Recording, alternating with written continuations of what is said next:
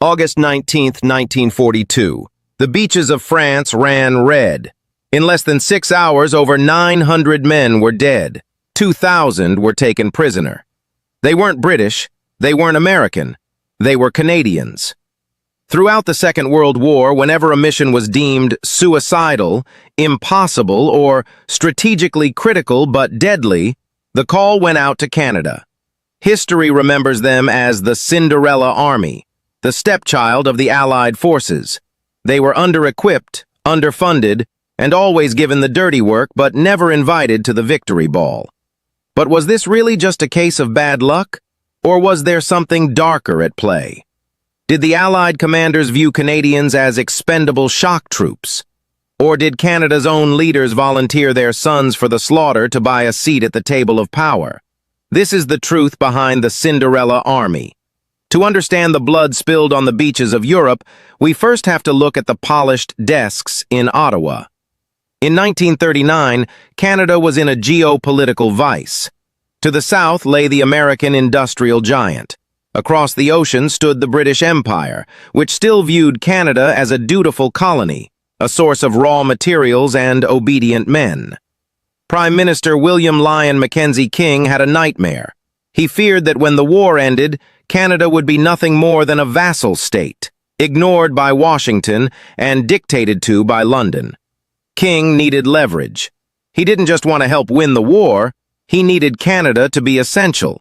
He needed a voice in the post-war world order. The strategy was cold, calculated, and dangerous. Canada would not just integrate its units into the British Army, they demanded their own army and their own commanders. To prove they belonged in the big leagues, they had to take the jobs the British and Americans were hesitant to touch. Mackenzie King wrote in his diary, "We must not be thought of as merely following. We must lead. The cost will be high, but the price of irrelevance is higher." The leadership volunteered for the high-risk campaigns. They wanted the glory that came with the hardest fights. But the men who would pay the bill for this political ambition hadn't even learned how to march yet. When Hitler invaded Poland in September 1939, the Canadian military was a joke. The permanent active militia had fewer than 4,500 men. They had virtually no modern tanks, no modern artillery, and their equipment was left over from the trenches of the First World War. They were, effectively, a Sunday social club with uniforms. But when the declaration of war came, 1 week after Britain, a symbolic delay to prove their independence, the response was overwhelming. They came from the wheat fields of Saskatchewan, the fisheries of Nova Scotia, and the lumber mills of British Columbia. 58,000 volunteers stepped forward in the first month alone. They were shipped to England, and there, they waited. While the British fought for survival in the Battle of Britain and the Russians bled on the Eastern Front, the Canadians in England were stuck in garrison duty. They spent their days guarding beaches against a German invasion that never came. General Andrew McNaughton, the father of the Canadian Army, fought tooth and nail to keep the Canadians together as a single fighting force, refusing to let them be broken up to plug holes in British lines. But this daguerreotype army, perfect for photos but untested in battle, was getting restless. The press back home was asking, "Why aren't our boys fighting?" The politicians needed a headline, the generals needed battle experience, and the soldiers were itching for a fight. In late 1941, they would all get their wish, and it would be a disaster. The first test of Canada's resolve did not come on the beaches of France, but on a rocky island in the Pacific. And it was here that the pattern of the Cinderella Army was tragically established, sending unprepared men into impossible situations for political optics. In the autumn of 1941, the British government sent a secret request to Ottawa. They needed reinforcements for the garrison at Hong Kong. Winston Churchill himself had previously admitted that there was not the slightest chance of holding Hong Kong against a Japanese attack. He called it an indefensible outpost. Yet London asked for Canadian troops to bolster a symbolic show of strength, hoping to bluff the Japanese Empire into hesitation. Ottawa, eager to prove its worth and demonstrate that Canada was a global player, agreed without hesitation. They selected Sea Force, 2 battalions, the Royal Rifles of Canada and the Winnipeg Grenadiers. There was a fatal flaw in this selection. These men had been serving on garrison duty in Newfoundland and the Caribbean. They were not battle-hardened shock troops. Many had never even fired a mortar in training. They were shipped across the Pacific with virtually no heavy equipment, their transport vehicles diverted to the Philippines by mistake. They arrived in Hong Kong in mid-November 1941, exhausted and under-equipped, walking into a trap that had already been set. 3 weeks later, the bluff was called. On December 8th, just hours after the attack on Pearl Harbor, battle-hardened Japanese forces poured across the border from mainland China. The 1,975 Canadians found themselves outnumbered 4-1, lacking air support and fighting without hope of evacuation. For 17 days, they fought a desperate, vicious battle. They were pushed back from the mainland to the island, fighting street by street, hill by hill. At the Wong Nai Chung Gap, the Winnipeg Grenadiers held their ground until they were practically wiped out. The Royal Rifles, exhausted and starving, launched counterattacks with bayonets against machine guns. There was no lack of courage, only a lack of support. On Christmas Day, 1941, the colony surrendered. 290 Canadians were killed in the fighting. But the horror was just beginning. The survivors were marched into Japanese prisoner-of-war camps, where they would endure 4 years of starvation, torture, and slave labor. Another 260 would die in captivity. The destruction of Sea Force was a shock to the Canadian public. Ottawa had sent nearly 2,000 of its sons to reinforce a position the British knew couldn't be held. It was a sacrifice made for the sake of imperial solidarity. But in the halls of power, the lesson wasn't never again. The lesson was that Canada was willing to pay the blood price. Back in Europe, the pressure was mounting. By 1942, the Soviet Union was crumbling under the Nazi onslaught.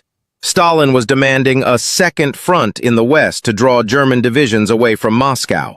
Churchill and Roosevelt knew they weren't ready for a full-scale invasion of France. They didn't have the ships, the air superiority, or the logistics. But they had to do something. They needed a gesture, a raid. They called it Operation Jubilee. The target was the French port of Dieppe. The plan was audaciously complex, relying on absolute surprise and clockwork precision. It involved a frontal assault on a fortified port city, a tactic military strategists had advised against since World War I. Who would lead this high-risk experiment? The British commanders looked to the Canadians. The Canadian troops in England had been training for years, sitting idle, earning a reputation for unruliness and boredom. The political pressure from Ottawa to get them into action was deafening. So, the 2nd Canadian Infantry Division was chosen. They would be the spearhead. On the morning of August 19, 1942, 5,000 Canadians, along with British commandos and American Rangers, approached the coast of France.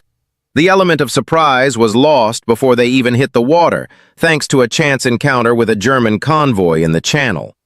When the sun rose, the Germans were waiting. What followed was not a battle, but a slaughter. As the landing craft lowered their ramps at Blue Beach and Red Beach, they were met with a wall of machine gun fire and mortar shells from the cliffs above. The geography of Dieppe was a natural kill zone, a theater of death where the Germans held the high seating. The beach itself was made of chert, hard, smooth stones that jammed the tracks of the supporting tanks, turning Canada's heavy armor into sitting ducks. The Royal Regiment of Canada, landing at Blue Beach, was tasked with neutralizing German artillery. They arrived late, in broad daylight.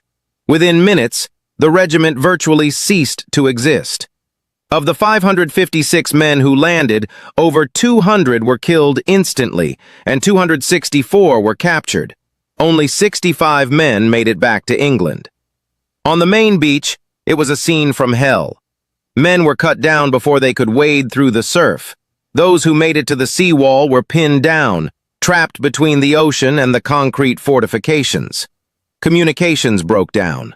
Commanders offshore, blinded by smoke, sent in reinforcement waves, thinking the first wave had breached the town. They were simply feeding more men into the meat grinder. By early afternoon, the order to retreat was given. But for many, there was no retreat. The rescue boats were sunk or driven off by intense fire. Thousands of Canadians were left on the beach, wounded and exhausted, raising their hands in surrender as the German soldiers moved in. The toll was catastrophic. Of the nearly 5,000 Canadians who embarked, only 2,200 returned, and many of them were wounded. More prisoners were taken at Dieppe than in the entire campaign in Northwest Europe that would follow years later. In the aftermath, Allied command tried to spin the narrative. Lord Mountbatten, the architect of the raid, famously claimed that, for every soldier who died at Dieppe, 10 were saved on D-Day. They argued that Dieppe taught them how not to launch an amphibious invasion. Don't attack a port. Bring better bunker-busting naval support. Improve communication. While these lessons were technically true, to the families receiving telegrams in Toronto, Montreal, and Vancouver, it felt like a betrayal. It seemed as though their sons had been used as guinea pigs, a live fire exercise to test German defenses. The Cinderella Army had been given the worst job imaginable, a suicide mission disguised as a raid. But Dieppe did something else. It hardened the resolve of the survivors. It forged a grim, cynical professionalism in the Canadian Army. They had seen the worst the war could throw at them. They had been tested in blood and fire. And as the war turned toward the Mediterranean, the Allies would call on them again. Not for a raid this time, but to crack the toughest nut in Europe. The Canadians were going to Italy, and they were bringing the ghosts of Dieppe with them. After the disaster at Dieppe, the survivors were licked into shape, their ranks replenished by fresh volunteers from home. But the stain of defeat lingered. The Canadian Army needed a victory. They needed to prove that they weren't just victims of bad planning, but a fighting force capable of breaking the Wehrmacht. They found their chance in the summer of 1943, not in France, but in the sun-baked hills of Sicily. Operation Husky, the invasion of Sicily, was the first major return to European soil for the Canadian Army. But even here, politics played a role. Originally, the invasion plan didn't include Canadians at all. It was a British and American show. But Mackenzie King and the generals in Ottawa demanded participation. They effectively bullied their way into the campaign, displacing a British division at the last minute. The soldiers were eager. When they landed in Sicily, they fought with a ferocity that surprised both their allies and their enemies. They marched miles through the dust and heat, earning the nickname the Red Patch Devils from the Germans. They helped clear the island in weeks. But Sicily was just the appetizer. The main course was mainland Italy. Winston Churchill famously called Italy the soft underbelly of Europe. It was a lie that the soldiers would curse for the next 2 years. There was nothing soft about it. Italy was a nightmare of rugged mountains, fast-flowing rivers, and endless mud, all perfectly suited for defensive warfare. And the Germans, masters of defense, made the Allies pay for every yard. As winter approached in 1943, the British Eighth Army, of which the Canadians were a key part, pushed up the Adriatic coast. Their objective was the port city of Ortona. To the generals looking at maps in warm command tents, Ortona was just a dot on the Adriatic line.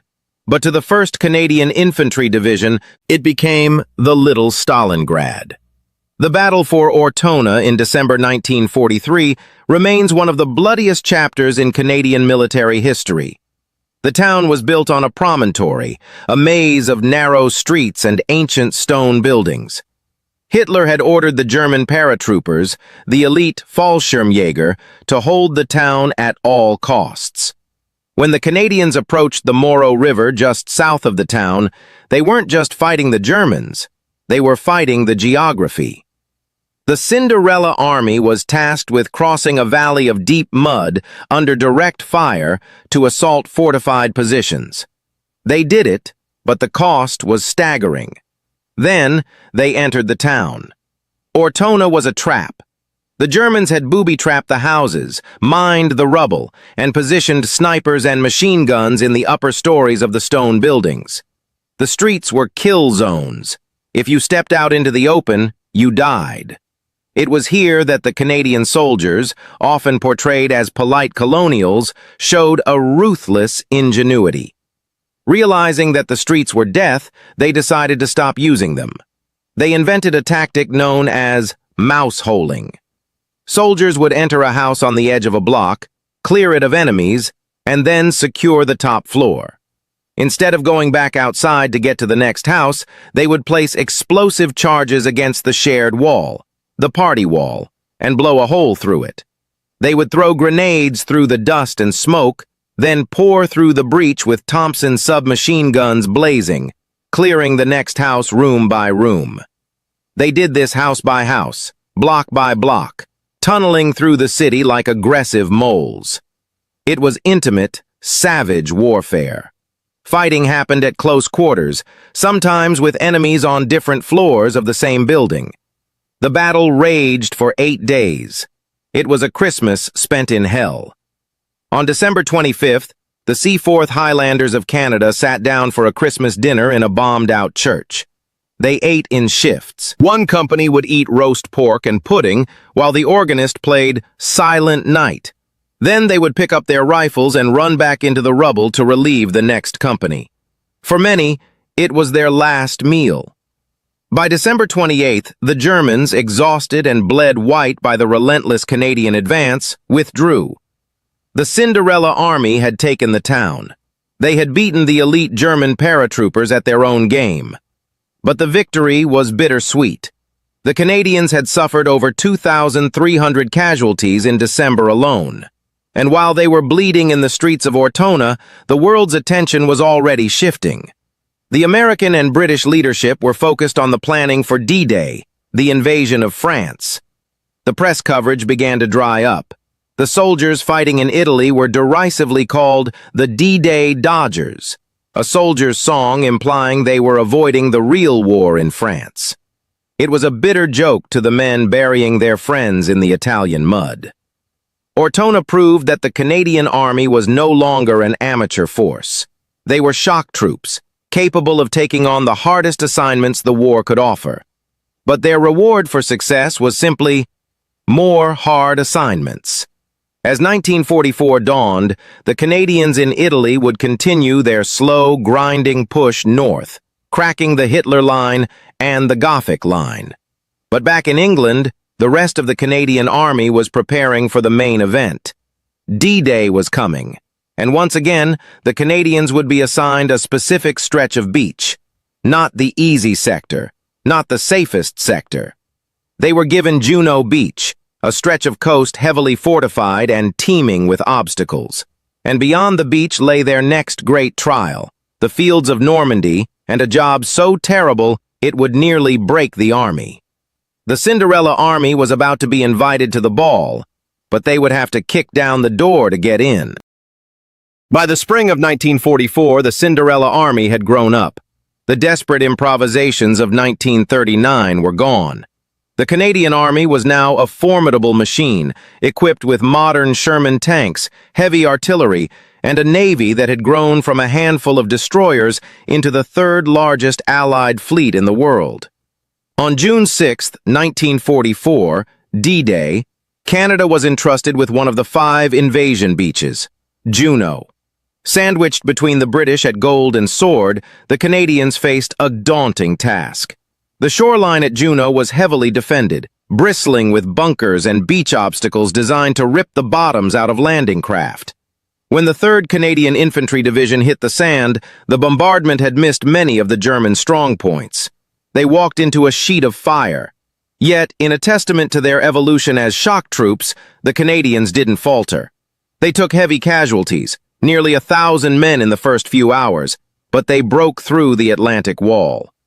By the end of D-Day, Canadian units had advanced deeper inland than any other Allied force, British or American. They had proven they could handle the main stage. But as the Allies broke out of Normandy and raced across France, a new problem emerged. The Allied supply lines were stretched to the breaking point. The armies needed fuel, ammunition, and food, but they were still relying on the distant ports in Normandy. They needed a major port closer to the front lines. They needed Antwerp. The British 11th Armored Division captured the Belgian port of Antwerp intact in early September. It was a massive strategic coup. There was just one problem. Antwerp lay 50 miles inland. To get ships there, they had to travel up the Scheldt estuary, and the banks of that estuary were firmly in the hands of the German 15th Army. Until the banks were cleared, the port was useless. It was a cork in a bottle. Field Marshal Bernard Montgomery, the British commander, was focused on his ambitious Operation Market Garden, a thrust into Germany. He ignored the Scheldt. By the time the Allied command realized their mistake, the Germans had dug in, fortifying the riverbanks with concrete, mines, and artillery. Someone had to go in and clear them out. It was a job that required fighting in terrain that was barely land at all. It was unglamorous, brutal, and absolutely vital. Naturally, the job was given to the 1st Canadian Army.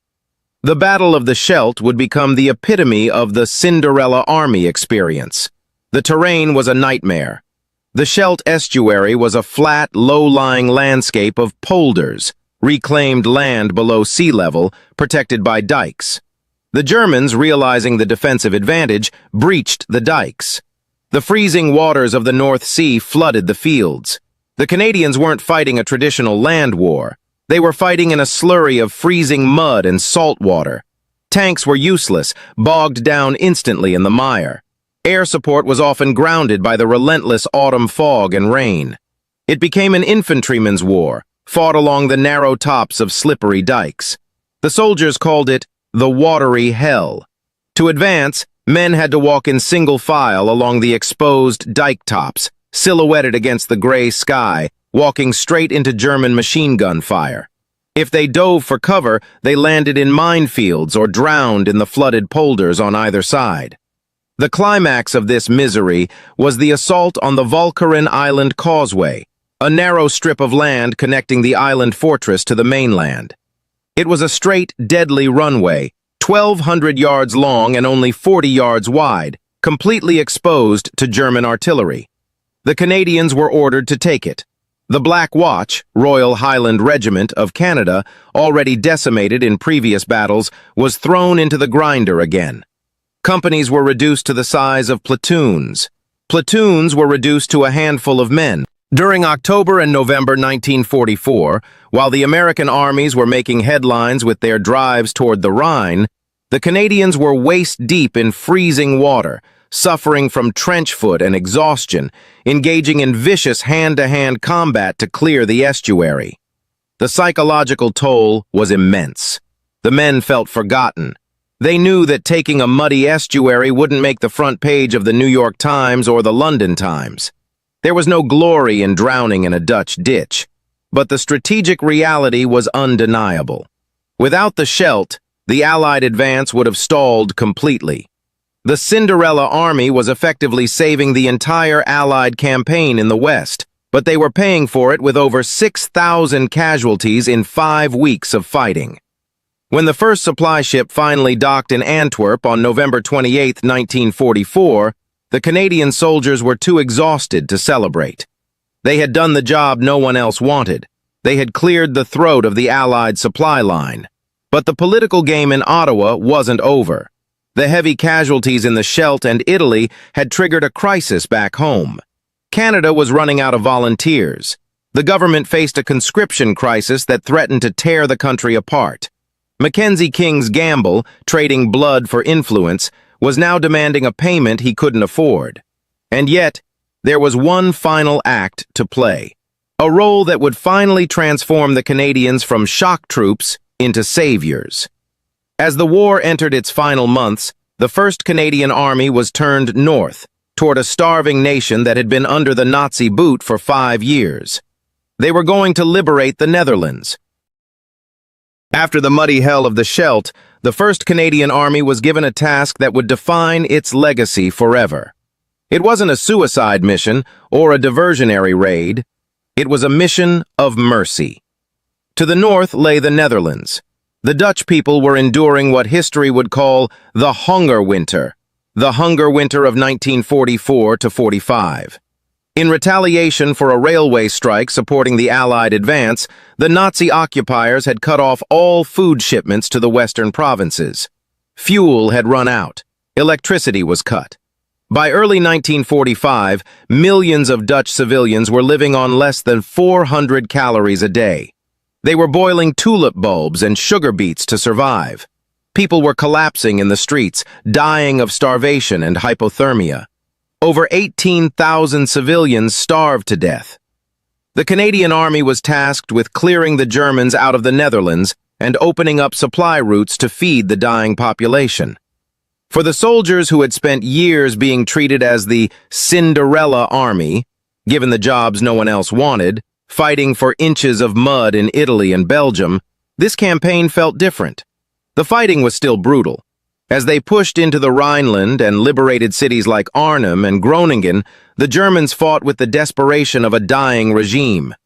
In the Battle of Groningen, Canadian soldiers engaged in vicious street fighting against SS troops who refused to surrender, even as the city burned around them. But as the Canadians advanced, town by town, something shifted. They weren't just taking territory, they were saving lives. In late April 1945, realizing that fighting through the densely populated Western Netherlands would result in mass civilian casualties, Canadian commanders negotiated a unique truce with the German occupiers. It paved the way for Operation Manna.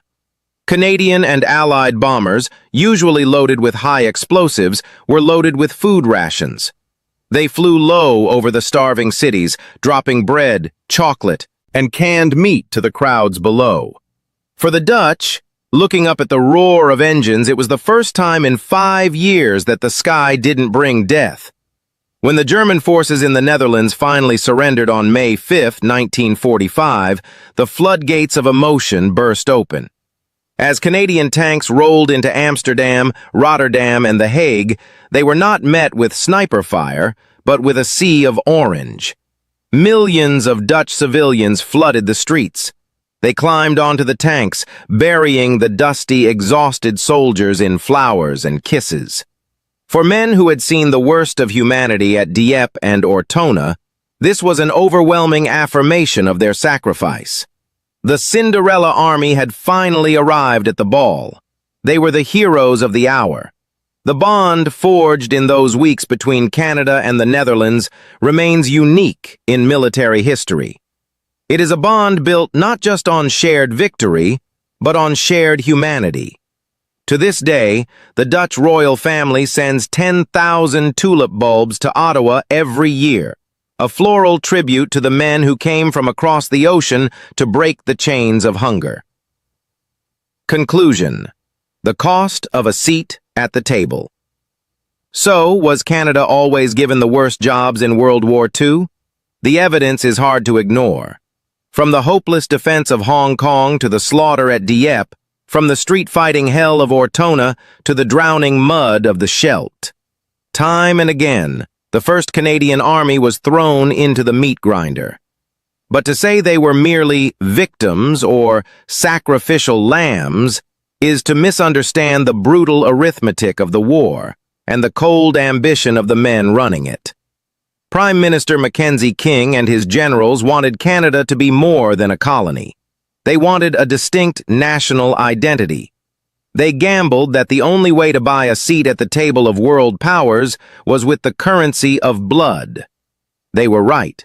Canada emerged from the Second World War not as a subordinate dominion, but as a confident, independent middle power. They became a founding member of the United Nations and NATO. They boasted the 3rd largest navy and 4th largest air force in the world. The respect earned on the battlefield translated directly into influence in the peace that followed. But the cost of that new identity was paid by the 45,000 Canadians who never came home. It was paid by the men who drowned in the landing craft at Dieppe, the men who froze in the mountains of Italy, and the men who walked into the machine gun fire on the dikes of the Scheldt. They were called the Cinderella Army because they were poorly dressed and given the dirtiest chores. But like the fairy tale, they emerged from the ashes transformed. They didn't get the glory of the Americans or the stoic reverence of the British. They got something else. They got the hardest jobs, because in the end, the Allied commanders knew the Canadians were the only ones tough enough to do them. They were an army of volunteers who walked through hell, not for conquest, but for the person standing next to them. And in the end, that is a legacy far more enduring than any seat at a political table.